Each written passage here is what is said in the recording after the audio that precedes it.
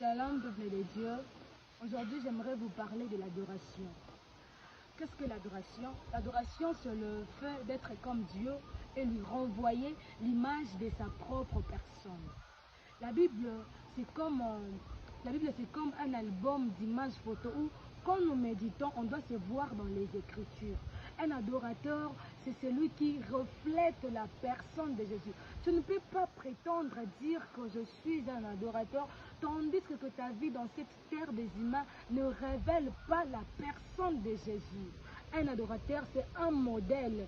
Donc, c'est celui qui vit selon la parole de Dieu. Nous voyons même dans nos églises où quelqu'un, il monte du haut de la chair, il est en train de chanter les chansons de l'adoration, et puis il dit que je suis un adorateur, tandis que sa vie en secret ne révèle pas la personne de Jésus. Un adorateur, c'est celui qui reflète la personne de Jésus. Donc, c'est-à-dire, quand on te voit, on voit le fruit de l'esprit. Quand on te voit, on voit la douceur, on voit l'amour. Un adorateur, c'est celui qui est différent des autres. C'est celui par sa vie que donc les autres sont en train de tirer de l'essence. Donc en lui, les autres aient même les goûts là de servir Dieu. Un adorateur, c'est un modèle. C'est celui à qui nous tirons les exemples. C'est un modèle. Nous voyons d'autres personnes dans des mêmes bouches là. Dans cette même bouche-là qu'il est en train d'adorer le Seigneur, et dans cette même bouche-là qu'il est en train d'insulter, il est en train de calomnier. Un adorateur, c'est un modèle. Quand on te voit, on ne trouve pas de mauvaises choses en toi, mais on trouve la vie de Christ en toi. Un adorateur, c'est celui qui est imitateur du Christ.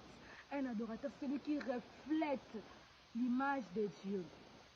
Donc, j'ai aimé une chose qu'un homme a dit un jour par ses enseignements. Moi, souvent, je l'appelle J t'aime.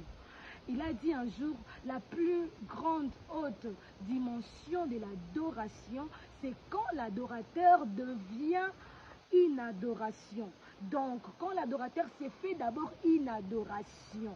L'adoration, c'est toute une vie d'un enfant de Dieu. La manière de faire les choses, la manière de vivre. Donc, l'adoration implique aussi à la connaissance de qui tu adores. Abel avait la connaissance de Jésus comme le premier-né d'entre tous les frères. C'est pour cela qu'il avait donné le premier-né de ses troupeaux.